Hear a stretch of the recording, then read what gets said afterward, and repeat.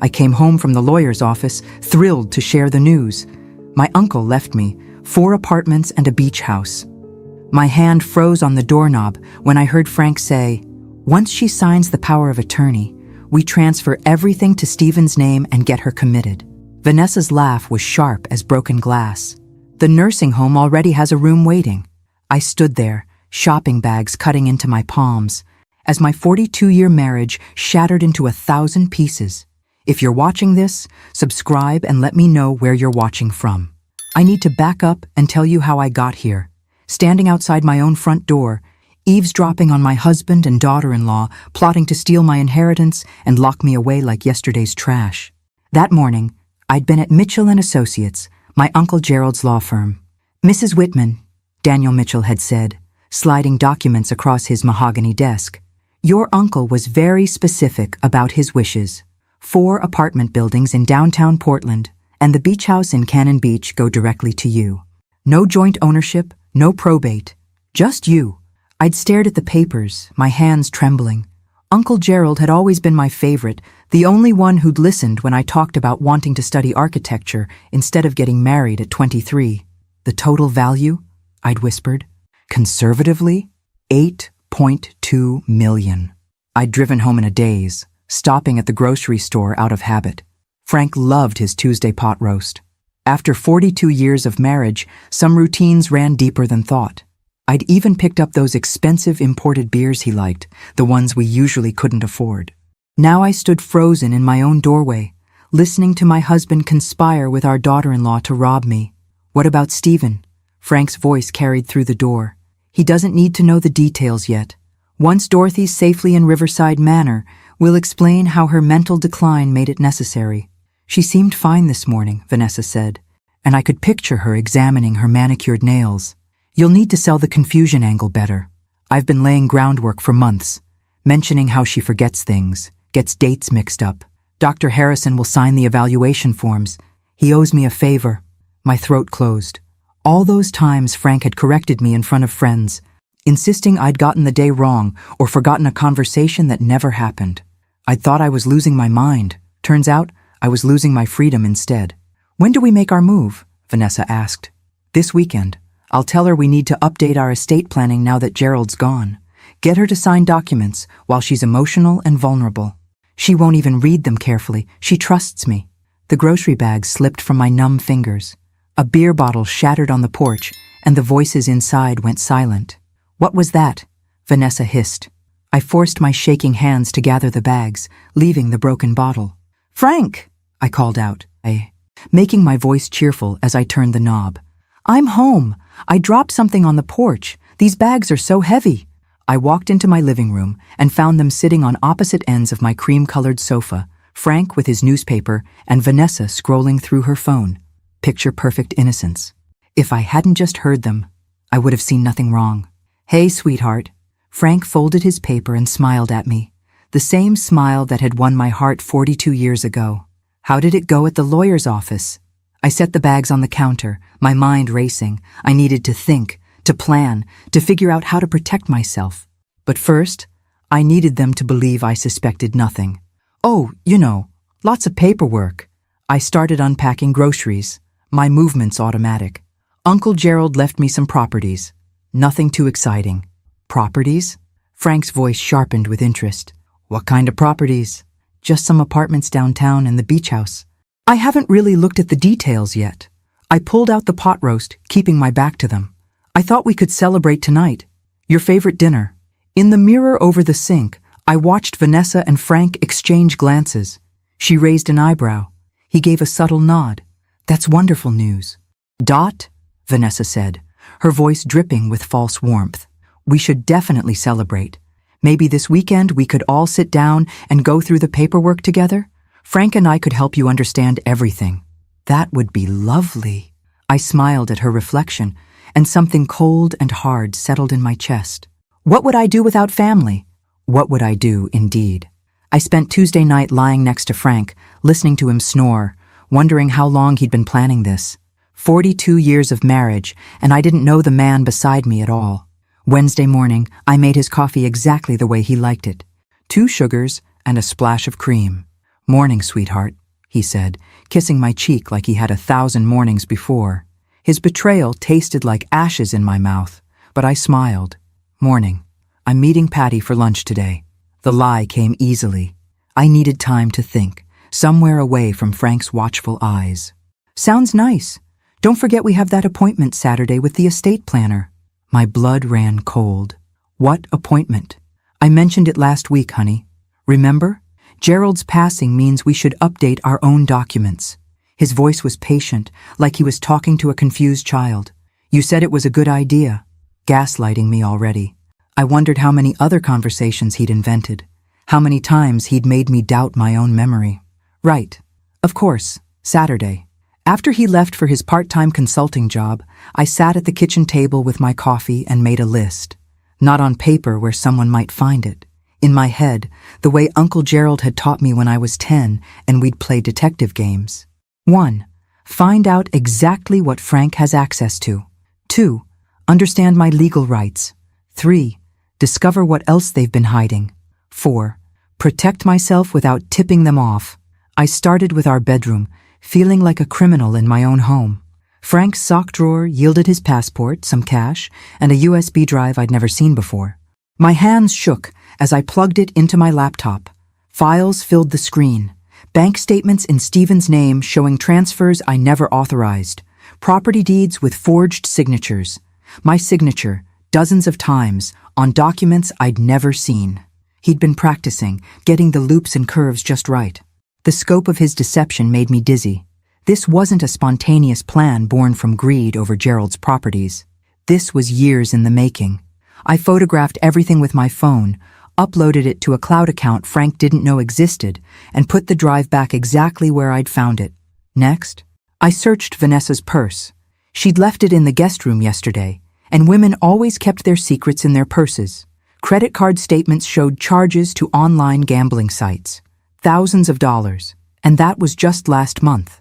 A business card for a loan shark with a New Jersey phone number was tucked in the side pocket. So Vanessa had debts. Frank had a forged document collection. And my inheritance had appeared like an answer to their prayers, a golden ticket they planned to steal. But did Stephen know? My son, my baby boy who used to bring me dandelions and call them sunshine flowers? I called him at work. "Hey, Mom." His voice was warm, genuine. "What's up? Just wanted to hear your voice. Are you and the kids free for lunch tomorrow? Just us? Your dad mentioned you've been working such long hours. Always time for you. Meet you at Angelo's at noon?" The relief that washed through me was physical. Stephen didn't know. Whatever poison Vanessa had been brewing, she'd kept it from my son. That afternoon, I drove to a different law office across town, one Frank wouldn't know about. The attorney, Linda Morrison, was around my age with sharp eyes and a firm handshake. "Tell me everything," she said. And I did. When I finished, Linda was quiet for a long moment. "Mrs. Whitman, what your husband has done constitutes fraud, forgery, and conspiracy to commit elder abuse. You could have him arrested." "Not yet." I surprised myself with how steady my voice was. "I need to understand the full picture first. Can we protect my inheritance without alerting him?" Linda smiled. And it wasn't a kind smile. It was the smile of someone who dealt with men like Frank before and enjoyed watching them fall. "Oh, we can do much better than that." Thursday lunch with Stephen confirmed what I'd hoped. He knew nothing about Vanessa's gambling or Frank's plans. "Mom, you seem different," he said, studying my face across the table. "Not bad different, just sharper somehow. Your Uncle Gerald's death has made me think about things, about what matters." I reached across and squeezed his hand. "Stephen, if someone you loved was in trouble, you'd tell me, right?" His brow furrowed. "Of course. Is something wrong?" "Not yet," I smiled. "But promise me something. If your father or Vanessa ask you to sign anything related to my inheritance, call me first. Don't sign anything without reading it carefully." "Mom, that's a weird thing to ask." "Promise me." He promised, confused but sincere. My boy, my good boy, who deserved better than the viper he'd married. Friday evening, Frank suggested we have dinner at Stephen and Vanessa's house. Wouldn't it be nice for all of us to be together? Talk about the future? "Wonderful idea," I said, my smile as fake as his concern. I'll bring dessert. In the mirror, I practiced looking confused, forgetful, vulnerable, the kind of woman who'd sign away her rights without question, the kind of woman Frank thought I was. But here's what Frank didn't know about me. Uncle Gerald hadn't just left me properties. He'd left me his lessons too. All those detective games, all those discussions about thinking 3 moves ahead. Frank thought he was playing chess. He thought I was a pawn. He was about to learn I'd been studying the board my whole life. Saturday morning, I woke up before dawn and lay there plotting. Frank snored beside me, peaceful as a baby, and I wondered what it said about a person that they could sleep so soundly while planning to destroy someone's life. The estate planning appointment was scheduled for 2 p.m. I had 6 hours. At 7, I slipped out of bed and drove to a copy shop 30 minutes away, where nobody knew me. I printed everything from my secret cloud account. The forged signatures, the bank transfers, Vanessa's gambling debts, all of it. 2 complete sets, one for Linda Morrison, one for me, hidden somewhere Frank would never think to look. Where does a 67-year-old woman hide evidence? In plain sight, that's where. I bought a binder and labeled it Recipes from Aunt Martha in my neatest handwriting. Frank hadn't cooked a meal in 40 years. He'd never open it. By 9 a.m., I was home making pancakes when Frank came downstairs. Morning, beautiful. Big day ahead. I'm looking forward to it. Liar, liar, pants on fire. Want to know something funny? I found some old photos yesterday while cleaning. Remember our honeymoon in Seattle? His face softened. The Space Needle. You were so scared going up in that elevator. You held my hand the whole time. I slid pancakes onto his plate. Where did that man go, Frank? For just a second, something flickered in his eyes. Guilt? Regret? Then it was gone, replaced by his comfortable mask. I'm right here. Dot, I've always been right here. I almost believed him. That's how good he was. At 2 p.m. we sat in Mark Henderson's office, an estate planning attorney Frank had chosen. Mark was young, ambitious, with a handshake that lasted 2 seconds too long. So wonderful to meet you, Mrs. Whitman. Frank's told me so much about you. He spread documents across his desk, like playing cards. We want to make sure everything's protected, especially now with your inheritance. What exactly are we signing? I asked, reaching for the papers. Frank's hand covered mine. Don't worry, sweetheart. Mark will explain everything. I'd like to read them myself. I kept my voice pleasant but firm. Uncle Gerald always said never sign something you haven't read 3 times. Mark and Frank exchanged glances. Of course, Mark said smoothly. Take all the time you need. These are fairly standard. Durable power of attorney, healthcare proxy, updated will. I read slowly, moving my finger under each word like my grandmother used to do. The documents looked legitimate at first glance, but Uncle Gerald had taught me to read the fine print, the clauses hidden in legal language. There, on page 4 of the power of attorney, immediate and irrevocable transfer of authority over all assets, property, and financial decisions. Not if I became incapacitated. Immediate, as in the second I signed. This seems very broad, I said carefully. What if I just wanted Frank to handle things if I got sick? This is the standard form, Mark assured me. But his smile had frozen, and I saw him glance at Frank again. Could you give us a moment? Frank asked Mark. Of course. Mark left his own office, which told me everything I needed to know about who was really in charge of this meeting. Frank took both my hands in his. Dot, sweetheart, I know this seems scary, but we've been married 42 years. Don't you trust me? The question hung in the air between us. Did I trust the man who'd forged my signature? Who'd planned to have me committed? Who was trying to trick me into signing away my independence? Of course I trust you, I said, and watched relief flood his face. But Uncle Gerald just died 2 months ago. I'm grieving. Maybe we should wait a few weeks. Frank's jaw tightened. The inheritance needs to be protected now. If something happened to you before we got this sorted, what's going to happen to me in the next few weeks? I laughed, making it sound confused and slightly hurt. Frank, I'm 67, not 97. Your uncle was 88 when he died. Unexpected things happen, Dot. Was that a threat? I looked at my husband and realized I didn't know anymore.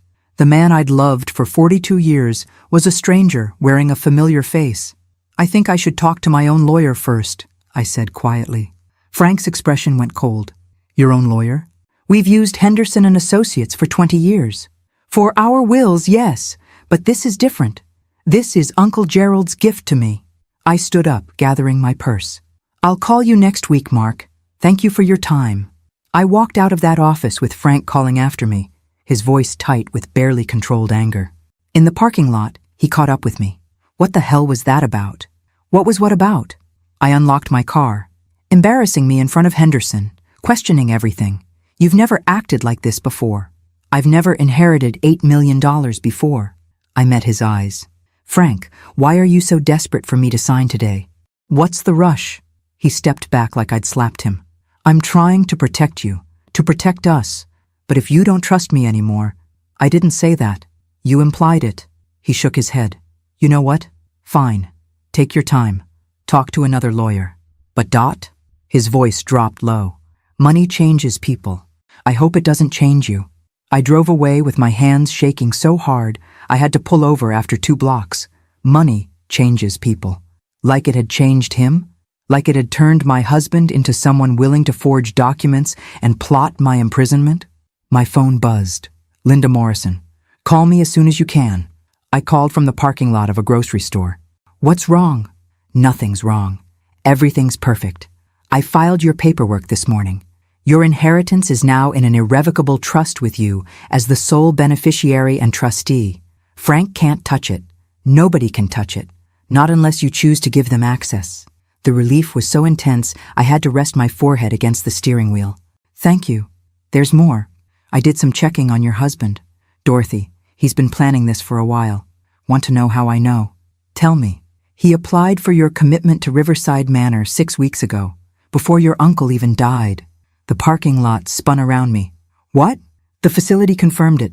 He told them you'd had several episodes of confusion and aggression, that you'd become a danger to yourself. He filled out all the preliminary paperwork. Frank had been planning to lock me away before there was even money to steal, just to get rid of me, to be free. Why? The word came out broken, out. Linda was quiet for a moment. I think you should have someone look into your husband's activities, Dorothy. Private investigator. Someone discreet, because men who plan this carefully usually have a reason. After hanging up, I sat in my car and watched ordinary people do their ordinary shopping. A young mother with 2 kids, an elderly couple walking hand in hand, people whose spouses weren't trying to erase them from existence. My phone rang. Vanessa. Dorothy. Her voice was honey and poison. Frank told me about the meeting. He's so upset. I think you hurt his feelings. I didn't mean to. Of course you didn't. You're just overwhelmed. Why don't you come over for dinner tonight? Just family. We can all talk this through together. Together. Meaning Frank, Vanessa, and Stephen. 3 against 1. Perfect conditions for them to convince me I was being paranoid, difficult, ungrateful. That sounds lovely, I said. What time?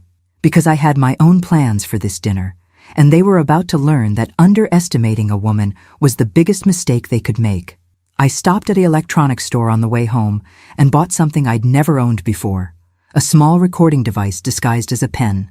The clerk, a teenager with purple hair, showed me how it worked.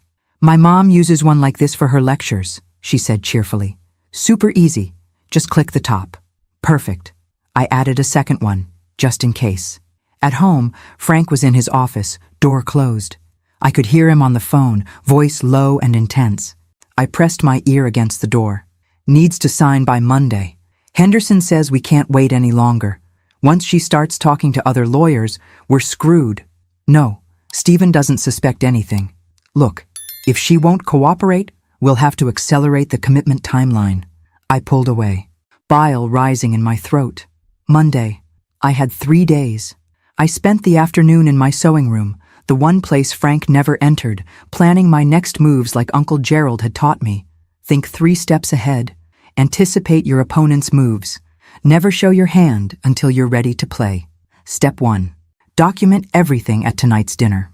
Step 2. Find out what Frank's hiding. Linda was right. There was more to this story. Step 3. Protect Stephen and the grandkids. Whatever explosion was coming, they shouldn't be caught in the fallout. At 5:30, I dressed carefully for dinner. Not too nice. Not too casual. The same blue cardigan Stephen had given me for Christmas. The pearl earrings Frank bought me for our 30th anniversary. I looked exactly like what I was supposed to be, a trusting wife and mother.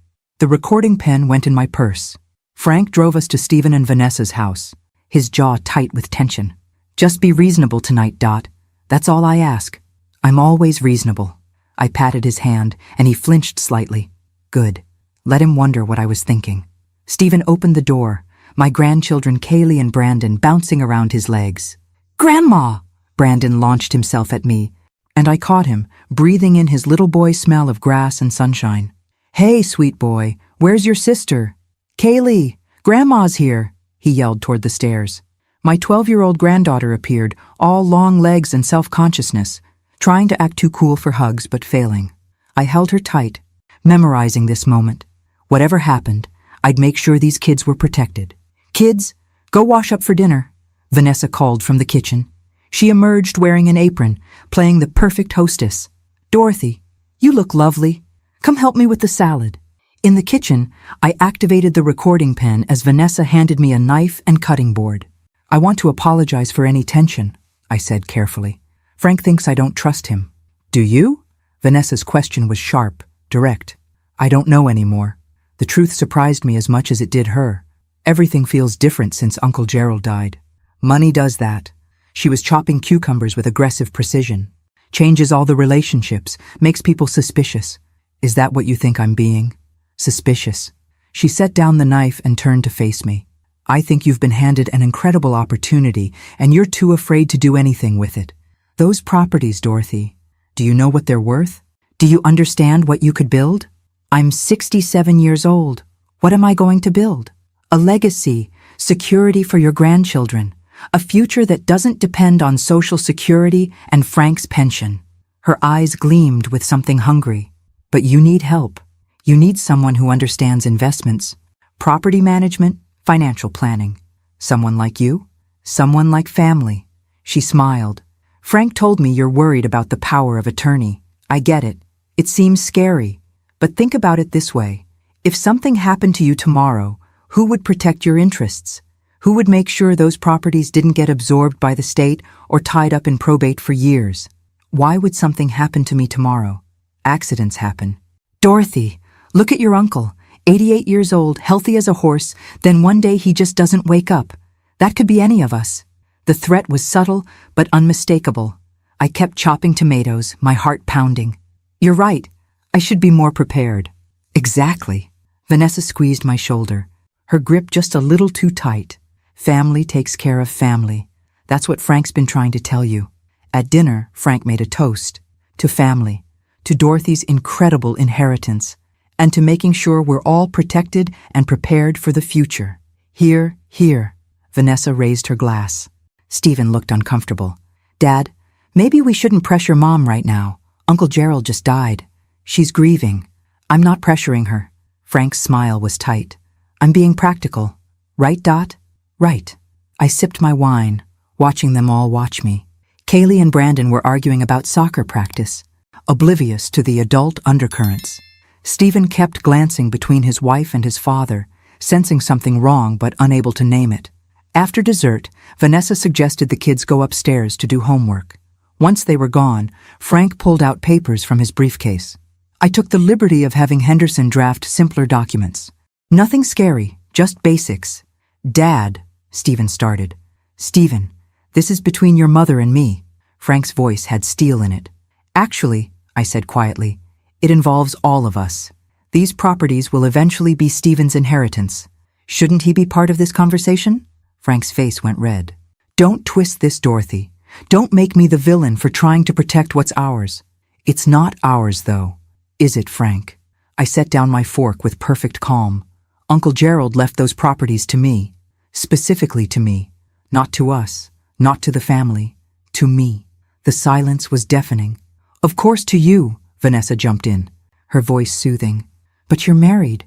In a marriage, everything's shared. Not in Oregon. Oregon is an equitable distribution state, not a community property state. What I inherit is separate property unless I choose to commingle it. I smiled at their shocked faces. I've been reading up. Frank stood abruptly, his chair scraping against hardwood. "Since when do you read legal statutes? Since when do you question everything I say?" "Since I found your USB drive." The words came out before I could stop them. Every face turned white. "What USB drive?" Stephen asked slowly. "Nothing," Frank said quickly. "Your mother's confused." "I'm not confused. I'm very clear." I stood up, my legs steadier than I expected. "The drive with the forged signatures. The transfers to Stephen's account that he didn't authorize. The practice documents where you've been perfecting my handwriting." "Mom?" Stephen's voice cracked. "What's she talking about, Dad?" Frank and Vanessa exchanged panicked glances. This wasn't part of their script. I wasn't supposed to know. I was supposed to be the confused, malleable old woman. "I think," I said quietly, "that I'll be going home now. Stephen, why don't you walk me to my car?" "I'll drive you," Frank said tersely. "No." The word came out harder than I intended. "Stephen will walk me.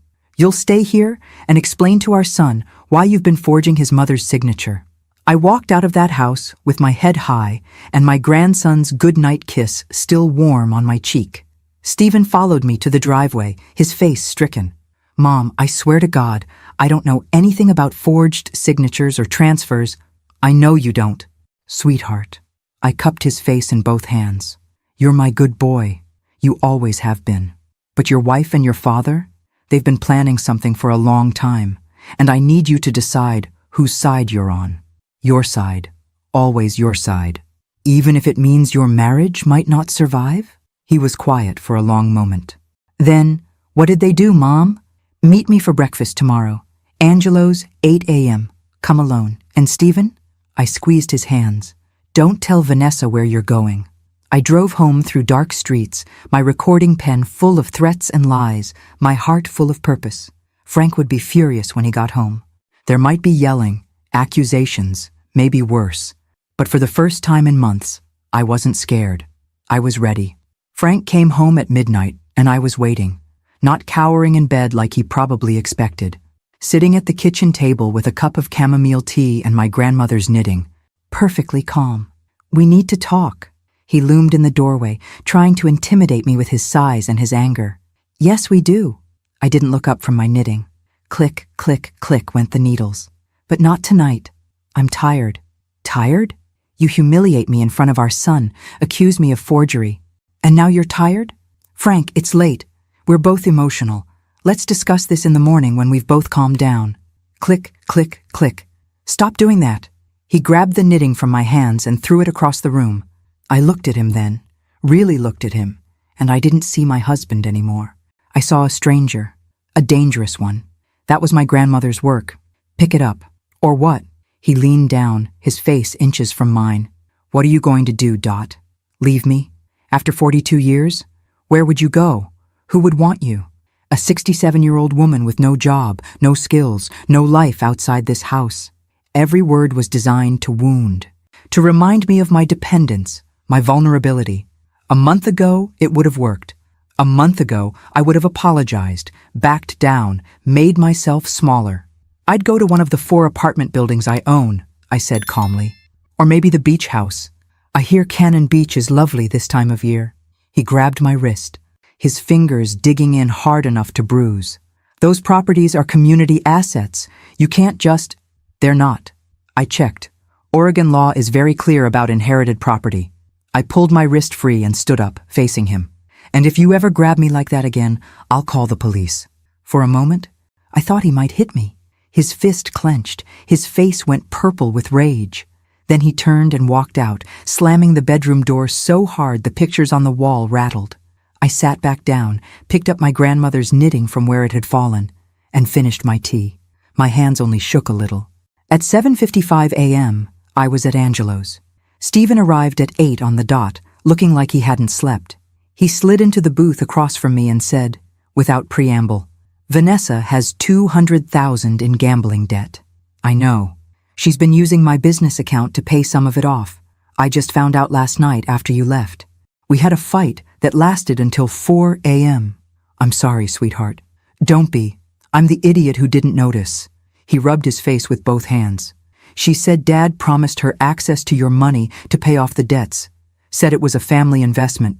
But Mom, I never authorized any transfers to my accounts. If there are documents with my signature, they're forgeries. I have photos. He was quiet for a long moment. What are we going to do? Not what was I going to do. What were we going to do? My son, my ally. I reached across the table and gripped his hand.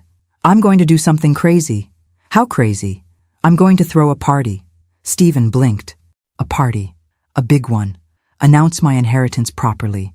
Celebrate Uncle Gerald's life. Invite all our friends and family. I smiled at his confusion. Your father thinks I'm weak. He thinks I'll cave under pressure. So I'm going to give him what he wants. I don't understand. Good. Neither will he. That's the point. I spent the next 3 days planning the party and watching Frank watch me. He was waiting for something, I could tell. Waiting for me to break, to apologize, to come crawling back to ask what I should do with Uncle Gerald's complicated legacy. Instead, I sent out invitations to 30 people. I ordered catering. I bought a new dress, royal blue with a V-neck that made me look powerful instead of old. I hired a bartender and a server. Frank couldn't figure out what game I was playing. Why are you doing this? He asked Wednesday evening, watching me address envelopes at the dining room table. Uncle Gerald would have wanted a proper memorial, a celebration of life. I looked up at him with wide, innocent eyes. Don't you think? With 30 people and catering? That's going to cost a fortune. I can afford it now. I smiled sweetly. That's the point of inheriting money, isn't it? To be able to do nice things? He couldn't argue with that logic, but I could see the wheels turning in his head. He thought this was my breakdown. Me spending money recklessly, proving I couldn't handle the responsibility. Perfect justification for taking control. Let him think that. Saturday night. Our house was full of people. Friends from church, neighbors, Frank's golf buddies, my book club ladies, Stephen and his family, even Linda Morrison, my attorney, who everyone assumed was just a family friend. Frank worked the room like a politician, telling everyone about my inheritance, playing the proud husband. My Dorothy's come into some property, 4 apartment buildings downtown and a beautiful beach house. I keep telling her we should start planning vacations. 4 buildings? Martha from book club whistled. Dorothy, you're a real estate mogul. Just lucky. I raised my glass. Uncle Gerald was generous. Vanessa was charm personified, helping serve appetizers, making conversation. Only Stephen saw through her performance. He kept close to me all evening, a silent protector. At 9 p.m., I clinked my glass for attention. Thank you all for coming. I wanted to share some exciting news. I could feel Frank's anticipation, his assumption that I was about to announce I was signing the properties over to family management. Vanessa actually licked her lips. I'm going on a trip, I announced, for 2 whole weeks. I'm going to visit all of Uncle Gerald's properties, meet the tenants, understand what he built, really get to know my inheritance. The room erupted in congratulations and questions. Where would I stay? Was I taking anyone with me? 2 weeks alone. Wasn't I scared? I'll be fine. I've booked hotels, rented a car, made appointments with the property managers. It's all arranged. I smiled at Frank's frozen expression. I leave Monday morning. After everyone left, Frank cornered me in the kitchen. You can't be serious. 2 weeks alone? You haven't traveled by yourself in 40 years. Then it's time I started. I loaded glasses into the dishwasher, not looking at him. Dorothy, I forbid it. I stopped loading and turned to face him. You forbid it? I'm not your child, Frank. I'm your wife, and I'm going. What about us? What about working on our relationship? You've been distant all week because you tried to steal my inheritance. The words hung in the air between us, sharp and undeniable. Because you forged documents. Because you planned to have me committed. Did you really think I wouldn't find out? His face went through several expressions. Shock, denial, anger, finally settling on something like resignation. Everything I did was to protect us, to protect you from making mistakes. Mistakes like keeping my own property, maintaining my independence. You're not independent. You haven't worked in 35 years. You don't understand money, investments, legal matters. You need guidance. From someone who's been practicing forging my signature, I finished loading the dishwasher and closed it with